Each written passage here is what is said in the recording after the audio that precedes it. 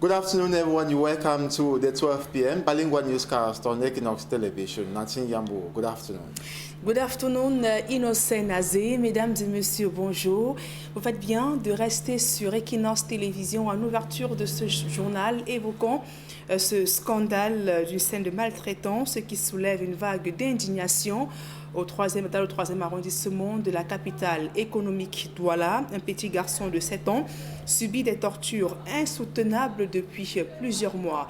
Le tuteur, la scène se déroule dans un domicile privé au quartier Mboko. Le tuteur évoque des comportements irrespectueux et de désobéissance. L'affaire fait grand bruit depuis plusieurs mois. Voici le reportage que signe Warren The2, Donald Brice Kamga. Une vidéo de près de 3 minutes filmée par un voisin. On y voit un homme tenu des jambes, un enfant dont la tête et le corps sont suspendus dans un fût. La victime pousse des cris de détresse, mais en vain.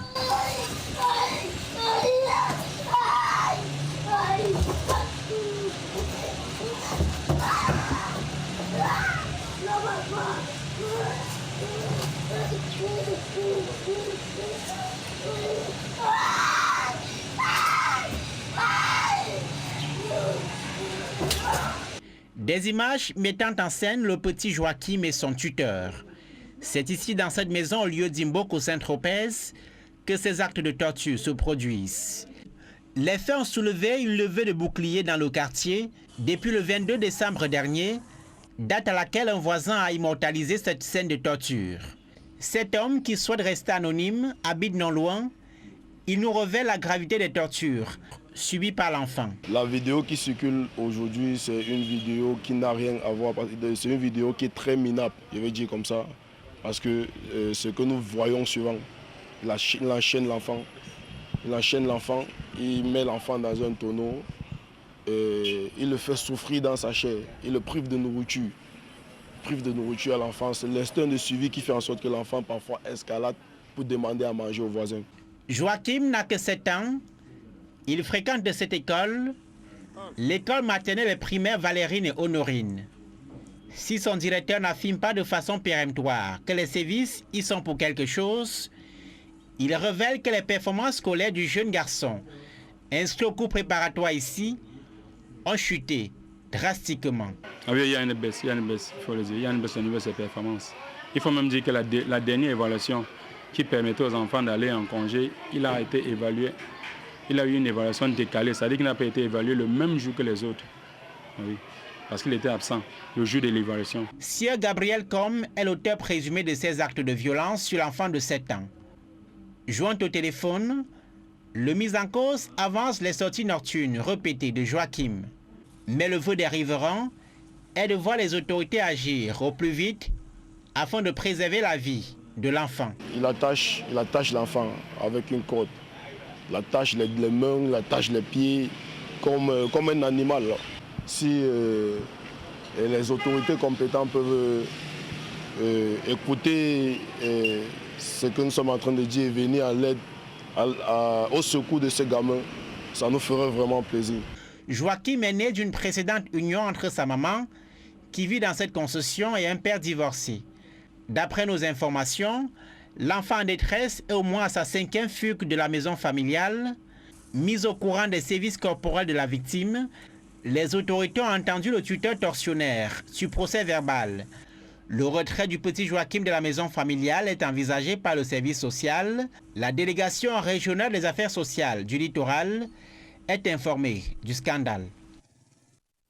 Et dans le chaudron de la crise anglophone, le sous-préfet de Bamenda 3e réussira-t-il à libérer son arrondissement des opérations de ville morte instaurées par des séparatistes anglophones? L'autorité administrative a fait apposer des scellés sur plusieurs commerces qui ont respecté le mot d'ordre de Ghost Town en cours dans les régions anglophones au Cameroun. Alors que les populations redoutent des représailles des hommes politiques, la société civile s'interroge sur l'efficacité d'une telle mesure. D'autres précisions avec Stellambou et Xavier Fouca.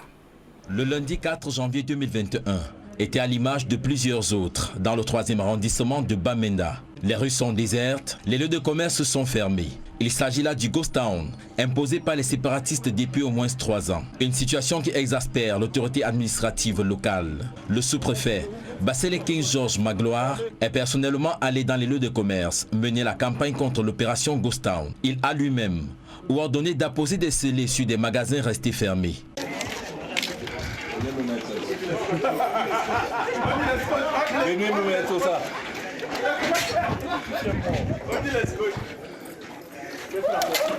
Le geste a été répété à plusieurs endroits de la ville. Une opération qui a pour but de lutter contre l'ordre public économique qui a été profondément troublé dans notre arrondissement.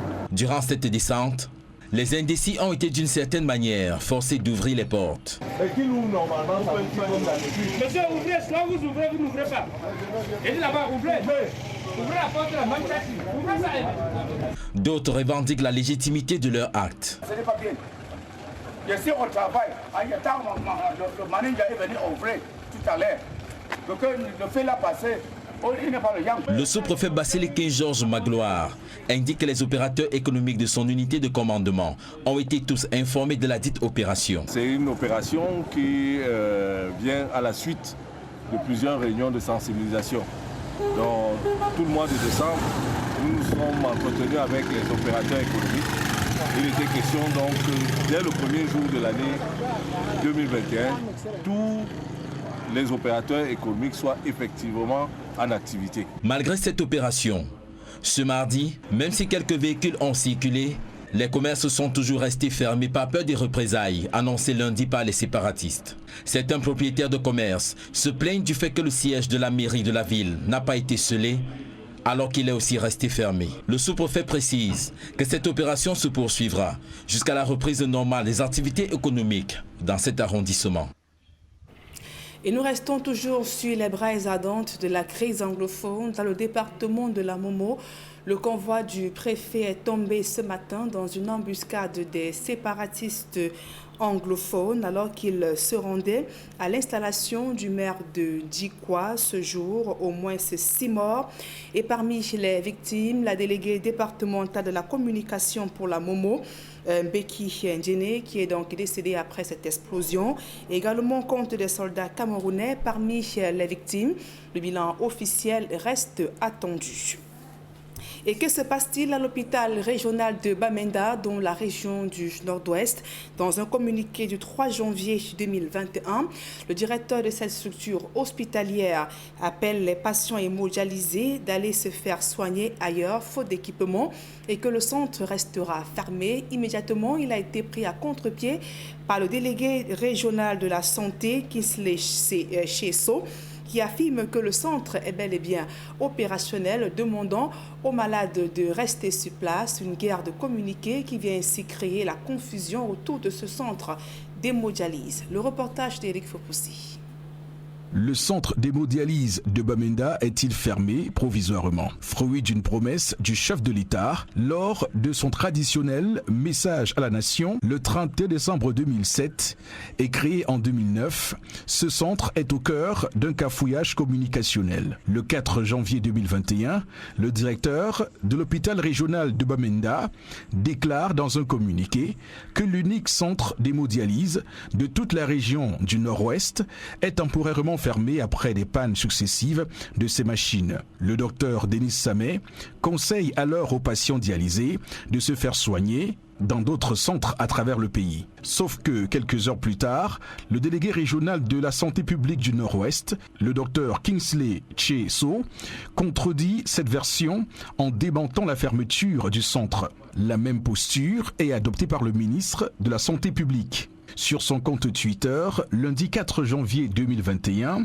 le docteur Manaouda Malachi affirme que le centre d'hémodialyse de Bamenda n'est pas du tout fermé et qu'il recevra d'ailleurs 8 générateurs neufs dès mercredi 5 janvier au matin. Les essais se feront aussitôt pour un meilleur service. Des déclarations contradictoires que ne manque de relever l'honorable Jean-Michel Nithieu. Dans une sortie dans la presse et sur sa page Facebook, le député SDF déclare « Afin que nul n'en ignore, la dotation annuelle du centre d'hémodialyse de Bamenda contenue dans le budget du ministère de la Santé oscille entre 200 et 300 millions de francs CFA par an depuis une dizaine d'années.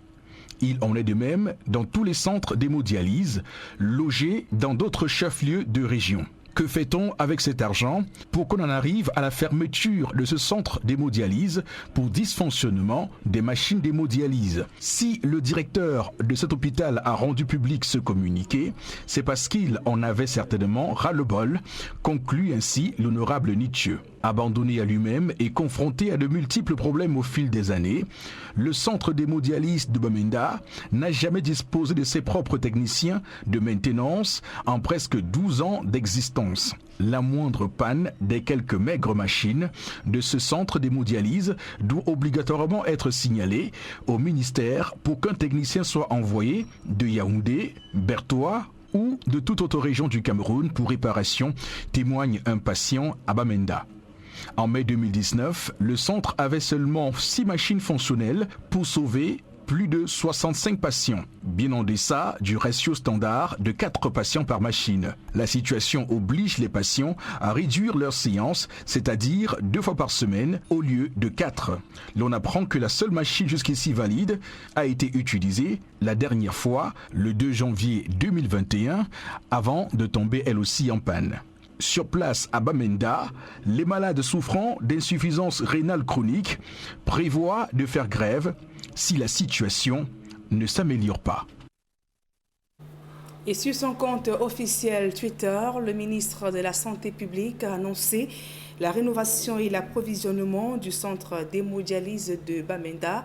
Le docteur Manaouda Malachi indique que la structure recevra 8 générateurs puis suivra sa rénovation complète d'après les instructions du chef de l'État, Paul Biya. L'actualité hors de nos frontières à présent en Ouganda, la campagne électorale pour la présidentielle est paralysée en raison de la pandémie de coronavirus. Plusieurs meetings ont été annulés et en RCA, le président Faustin Archange Touadéra a été réélu à la tête du pays.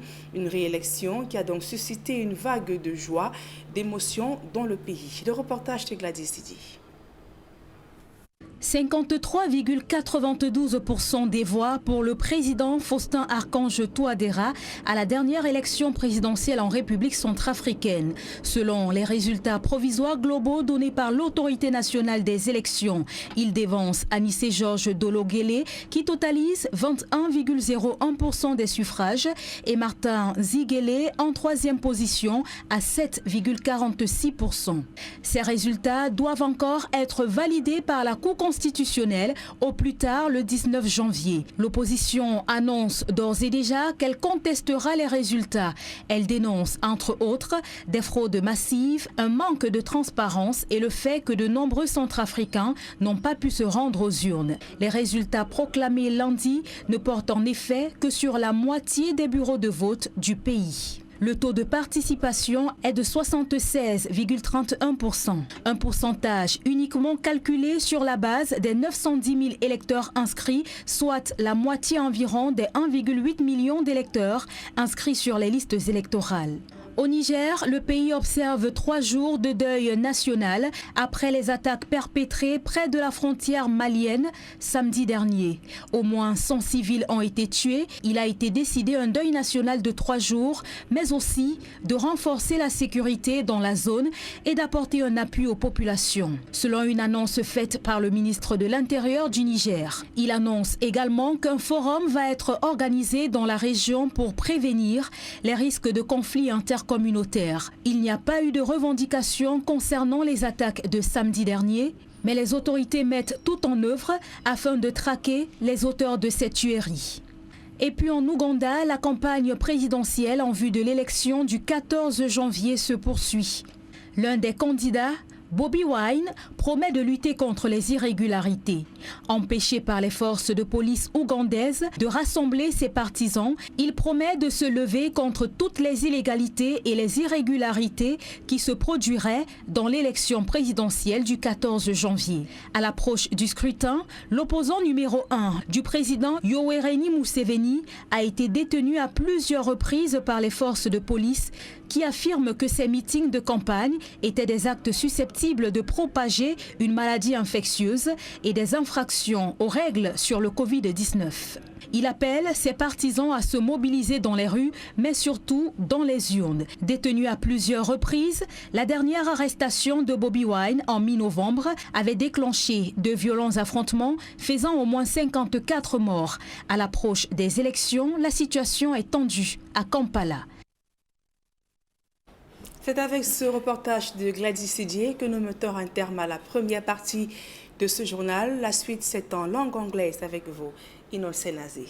Exactly, Nadine Yambo. Good afternoon once again, and to our viewers, good afternoon. Thanks for staying with us. We begin first with this information just streaming into our newsroom. A fresh attack by separatist fighters has reportedly claimed the life of the divisional delegate of communication in the Momo division of the northwest region of Cameroon, Beki Jeme Iyabo.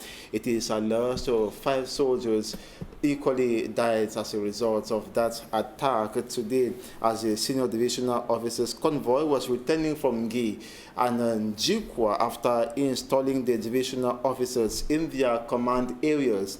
The convoy is said to have been ambushed by separatist fighters with use of improvised explosive devices, according to sources. And here in the nation's economic capital, Douala, elements of the National Gendarmerie have launched an operation to flush out hard drug consumers who have been causing havoc in various neighborhoods in Douala. And an operation that started December 31st, 2020, till present and left to 15 of the hard drug consumers fish out from their hideouts. Details with Simanjikan Gabriel.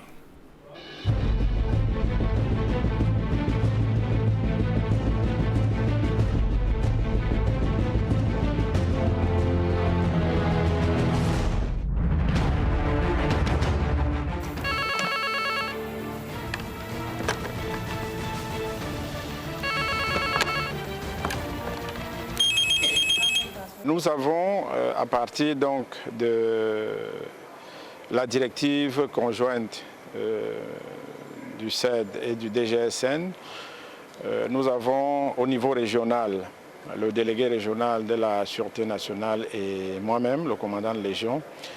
Nous avons également élaboré un ordre conjoint qui a été communiqué à l'ensemble de nos personnels dans toute la région. It all began at the premises of the Legion Office of the Gendarmerie in Bonanjo. Notre mission est de sécuriser la ville de Douala de façon générale. Nous avons reçu un ordre d'opération qui était très clair par rapport à la sécurisation des fêtes de fin d'année et que nous exécutons à la lettre. Position, situation de vos patrouilles sur le terrain. Pour le moment, rien à signaler. À vos 330. Ok, soyez vigilants sur le terrain, soyez porteurs de vos armes et soyez courtois vis-à-vis des populations. The elements of the Gendarmerie had their last assembly where they received last orders before they descended to the field.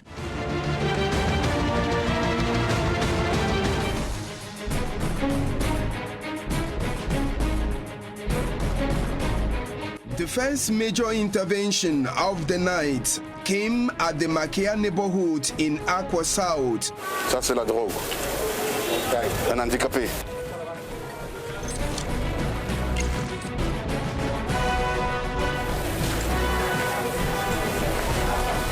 Venez, venez, venez, venez. Stop, stop. Allez, stop. Vous bougez ici. Oh. Stop, oh. Couchez, couchez, couchez. Couchez. Couchez, couchez. Venez, venez, venez, venez. Venez, levez-vous, imbécile. Allez, levez-vous, venez. Venez. Oh, imbécile. Vous m'avez trouvé debout, j'ai changé mon voleur. Hey, j'ai changé mon voleur, papa. On m'a volé. Ah, t'es imbécile, fais ça. Avancez, imbécile. Allez, couchez là. Vite. Its security had a serious fight for close to 2 hours as they fought against drug consumers.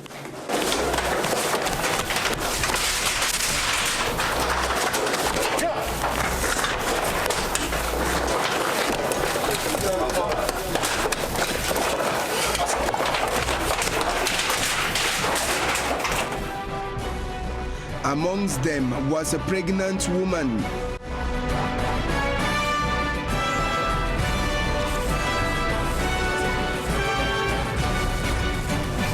After their fight, at least 15 of these drug dealers were caught and transported to the Gendarmerie Brigade of New Bell.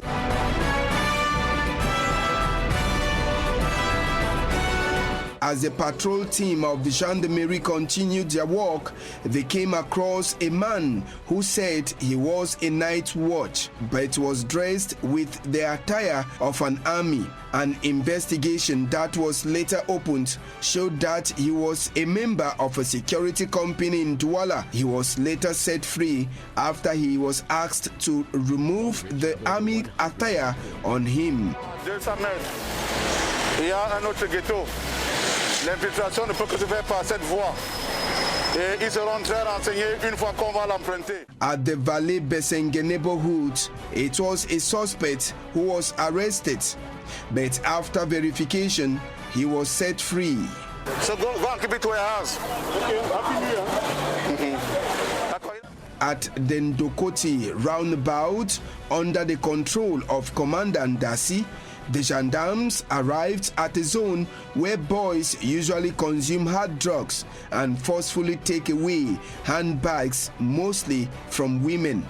Unfortunately, the boys of Commandant Dasi arrived the area where the boys had signals of the gendarmes descending to their zone. The operation on the field by gendarmes was smooth, thanks to the collaboration they had with the phone operation unit of the Gendarmerie, who received calls and then later informed the gendarme on patrol to move to the zone where danger was signaled. 357, pas de Charlie Oscar.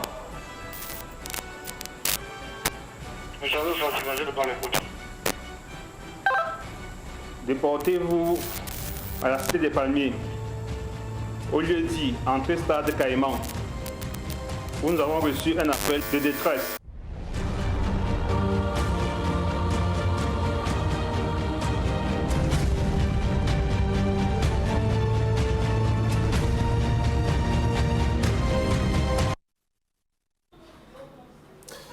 And patients in Bamenda, in the northwest region of Cameroon, stormed the Bamenda Regional Hospital, expressing frustration over the non-provision of the promised hemodialysis machines by the Minister of Public Health after the director of the hospital announced that the machines that were being used were obsolete and suffered a breakdown on the population.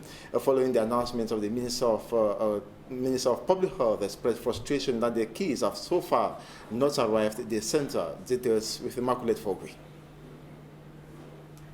Of the Bamenda Regional Hospital are now stranded following the breakdown of the hemodialysis center. Many of them express fear as they are dealing with multiple organ failure which could result to death. You know what hell is?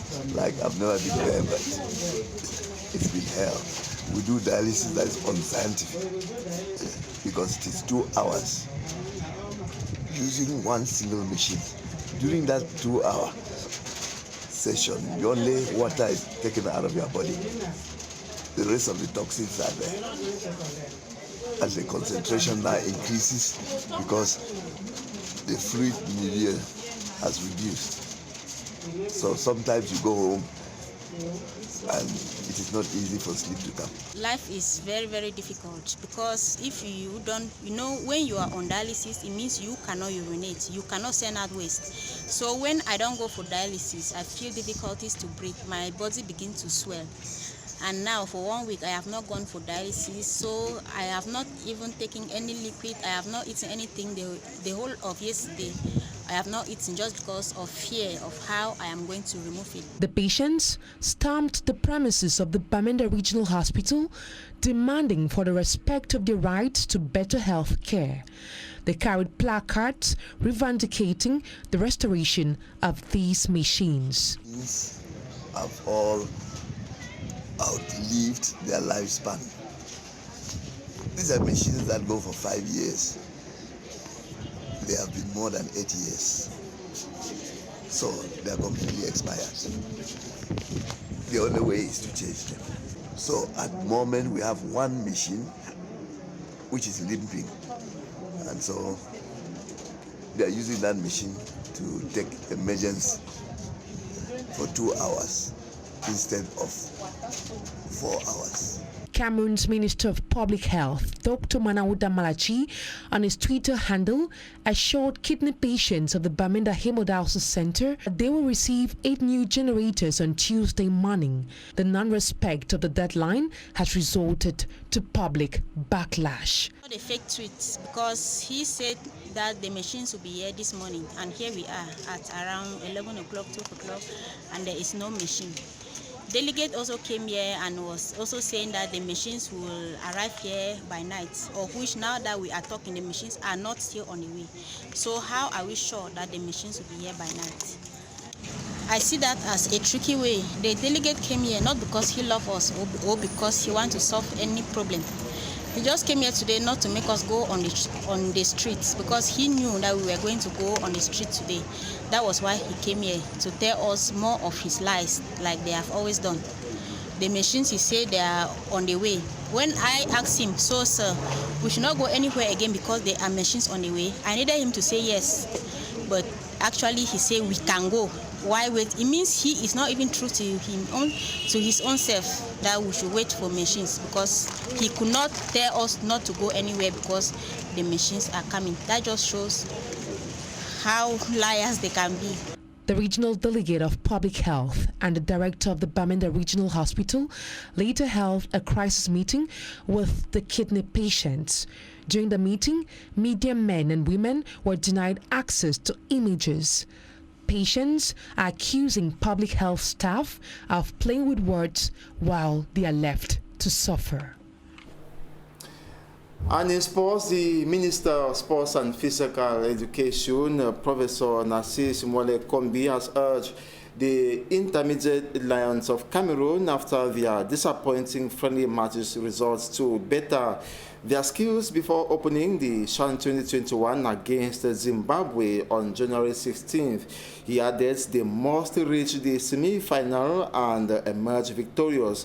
The Lions have played 4 friendly games, 2 ended in a draw and 2 defeats, with the most being the 2-1 humiliating defeat from Niger, which according to a sports analyst in Douala, Are Manga, brings doubts on the readiness of the team. He highlights a weak attack line and ball conservation weakness, which can still be corrected now before start of the CHAN competition on the 16th of January 2021. And that's it for this 12 p.m. bilingual newscast on Equinox Television. Thanks so much for watching. Do have a splendid day. Nathan Yambou, bonne journée. Merci. Merci à vous, Innocent Nazé. Mesdames et messieurs, c'est la fin de ce journal. Merci pour votre aimable attention et passez un agréable moment en compagnie de nos programmes.